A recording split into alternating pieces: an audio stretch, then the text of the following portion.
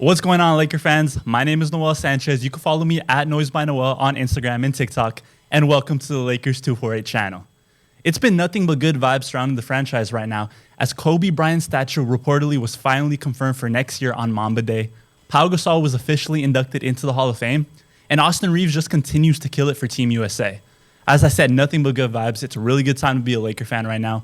But we need to have a serious conversation because it looks like the Lakers finally have a set plan in place for when LeBron James moves on. It's a conversation that needs to be had, and before we move on into the topics, please make sure to subscribe to the channel if you're new here, stay up to date with all the latest videos, smash that like button because it's really going to help me and the rest of the channel, and make sure to hit that notification bell so you stay up to date whenever a new video gets uploaded. But looking back to the end of last season where the Lakers unfortunately got swept by the Denver Nuggets in 4 games, despite keeping all of them close, LeBron James decided to go straight to the media and just start toying with them. He teased his retirement, he sounded super somber in that exit interview, and everything was just up in the air for a couple months until he finally went to the ESPYs and confirmed that he wasn't actually going to retire. And even though nobody really believed them at the moment, it was still quite the reality check because we have just gotten used to LeBron James dominating everything, and I really think that the NBA, above all else, does not want him to leave just yet. When you really think about it, they have been paving the way for him to be the next owner of the Las Vegas team that's going to be coming very soon, because they know that even if he remains somewhere in the headlines, somehow connected to association still, they're still drawing so many viewers and so much attention on social media. There's nothing but storylines when it comes to LeBron James,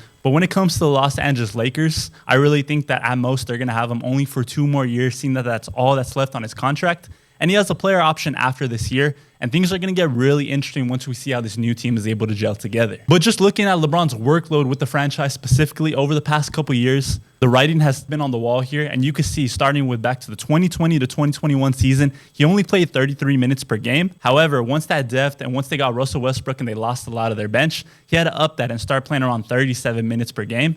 And then this most recent season, he played around 35 minutes per game. So even though the torch was supposed to be passed to AD, and even though the Lakers were trying to get a number of ball handlers around him so that way he could take a break and not have to do so much, he still was playing a heavy workload every single game. And that led to injuries, and that meant that over those past 3 seasons, he didn't play more than 56 games each year. But his impact is still very clear, seeing that LA remains effective on offense when he is their primary ball handler. Like I said, Russell Westbrook did not work out. Dennis Schroeder eventually came back and he outplayed his value, and he ended up signing with the Raptors, so he is gone. And the hope now is that D'Angelo Russell will be able to remain the point guard of the future, and that's why he was given such a small contract to see if he could prove. And looking at LeBron James' specific contract and the numbers surrounding that, he's going to make $47 million during the 2023 to 2024 season, and he could make $51 million in that final year if he decides to come back and he wants to run it back for 1 more year in LA, depending on how this season goes. There's so many factors that are going to go into this. However, seeing that the Lakers will be making a push for a title this year, and depending on how they are able to improve from this most recent season, along with Bronny James's cardiac arrest, I really think that that changes everything, because LeBron is already going all around this summer trying to find the best experts, the best cardiologists, the best opinions, that way he can see if his son is able to just resume a healthy lifestyle, let alone suit up for the USC Trojans. And when that decision has to be made, LeBron is going to be 39 years old. Can you really believe that?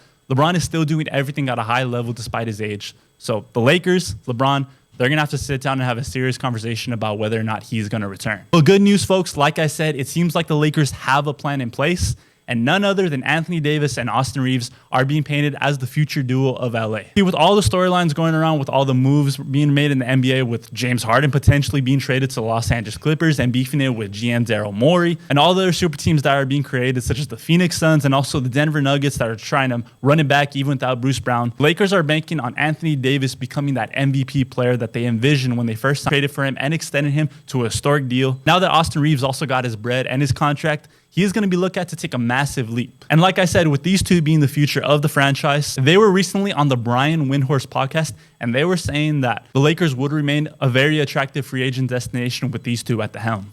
Anthony Davis specifically is locked up with the Lakers through 2028, and he's going to be making $186 million in that time. Reaves, on the other hand, signed his own 4-year deal, and he's going to be making $54 million, and he's locked in through 2027. Therefore, the Lakers are very confident that Reaves is going to become one of the more best value contracts in the entire NBA, and he is set to thrive with a lot more depth this season. He's going to have Rui Hachimura back on his side. He's going to be playing alongside D'Angelo Russell, and we saw how effective those two were, along with how efficient they were leading up to the playoffs. And seeing all the bench guys that the Lakers are going to have as well, Reaves is going to be able to get a lot of open looks, and he's going to be able to attack the paint and truly show what his potential is. In the modern NBA, I really feel like you need a versatile big man and you need efficient guards that can defend and players that have put in a number of years together. You have that with Anthony Davis, seeing that he could defend, he can dominate on the offensive end, he can handle the ball, and we're hoping that he can get back to at least a respectable three-point shooter. None of that 25% from three anymore. And above all else, in this most recent playoff stretch, Davis was able to prove that he can stay healthy when it matters most. Now it is time for him to prove that in the regular season as well. But therefore, that remains the big question.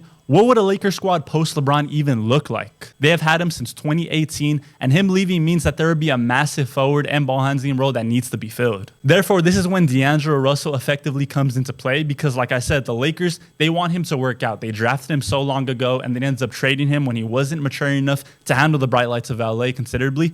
However, he was traded for back once again and given that second chance. So he's going to have to show the franchise that, yes, he can do what he does in the regular season. He can get the crowd hype. He can shoot 40% from three on 6 to 7 attempts.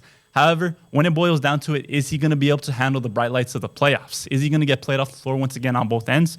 Or is he going to make some strides on defense and also be able to still shoot the ball when the playoffs roll around? Then you have Rui Hachimura, who signed his own 3-year, $56 million deal with the Lakers this summer as well.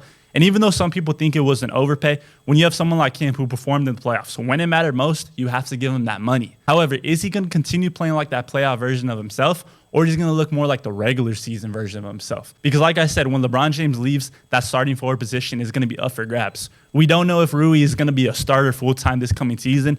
Jared Vanderbilt is putting in his own summer work, and he's going to want to get paid. So if he's able to shoot a pretty respectable percentage from three, that starting position could be his. And we still don't know if Christian Wood or other signings are going to happen. And when you really think about it, teams have historically trended downwards whenever James leaves them when looking at past Miami Heat and Cleveland Cavaliers squads. However, this Lakers roster is nothing like those. Looking at the first time LeBron James left Cleveland, he really had no other stars on his team other than some big men, other than some respectable shooters and role players. Then when he left the Miami Heat, Dwayne Wade's knees were just going out of play. Chris Bosh was dealing with his own health issues. And therefore, even though the Miami Heat were still able to remain respectable and make it to the playoffs again, they were nothing like when he was there. And then, of course, once LeBron left Cleveland the second time, they went into a full rebuild, seeing that they had already traded Kyrie Irving. Kevin Love stayed around for another couple years, but it just wasn't the same, like I said. And this is where AD must truly throw himself into the MVP race. He needs to make multiple All-NBA first teams. And with the new rule that you have to play at least 65 games to win major awards, this should definitely be all over his bucket list. And like I said, talking about his contract earlier, he probably has a number of incentives to reach those as well. Austin Reaves has been talking a ton about how he wants to take on more point guard duties. So therefore, this is going to be an excellent opportunity for him to do so, with LeBron James seemingly off the team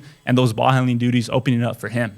Finally, the last thing I want to get into is that there are rumors spiraling around that D'Angelo Russell's contract could be traded at some point this season if he is not playing up to par. And when you see that he is not making that much money and it's also a short-term contract, it could be a very valuable asset for LA. Bill Simmons came up with his own conspiracy a couple months ago stating that when you look at D'Angelo Russell's and Rui Hachimura's contracts combined, they will serve as the perfect trade package to land Kyrie Irving, maybe along with a draft pick. So therefore, he is the name I fully expect to be linked to LA if both the Lakers and or the Mavs are struggling midway through the season or even a couple months in. And I think, like I said, the Kyrie and LeBron James rumors are always going to be spiraling up until LeBron James decides to retire or step away from the game. And I think there is some truth to it. These two, one of the greatest and most skilled duos that we've ever seen. And you never know. The Lakers could decide to pull the trigger, and that'll give them a core of Kyrie Irving, Austin Reaves, Anthony Davis, and LeBron James before he leaves. And then you just have AD, Reaves, and Kyrie to end out the rest of their careers together. So like I said, it is great that the Lakers seem to have a plan in place for when LeBron James leaves. A lot of dominoes are going to have to fall in the right direction,